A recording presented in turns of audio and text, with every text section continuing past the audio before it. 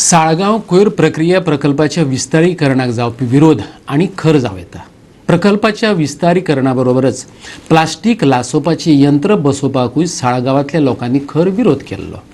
साळगाव कोयर प्रक्रिया प्रकल्पात प्लास्टिक कोयराचेर प्रक्रिया करून पुनर्वापरयोग्य वस्तू तयार करपाचो हावेस घन कोयर व्यवस्थापन मंत्री मायकल लोबोन उलोवन दाखयलो.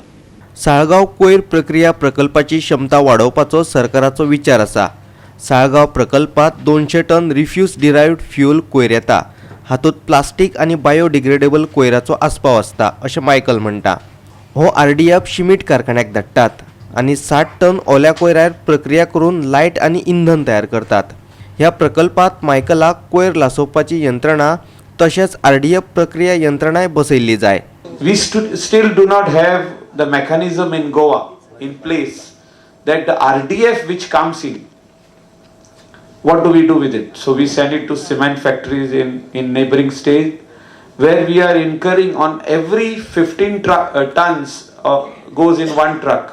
15 tons of RDF which goes to cement factories is costing us 22,000 rupees.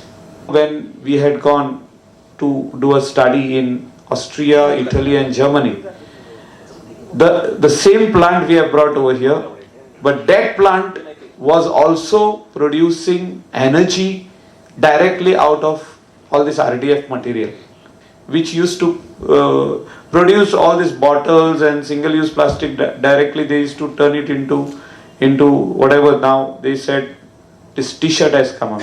They used to produce so many different things like tiles, bricks, so many construction bricks, floor tiles, interlocking pavers, so many different items were kept over there on display. Some of the plastic they used to give it to whatever demand used to come from bitumen factories. They used to send it over there for the tar.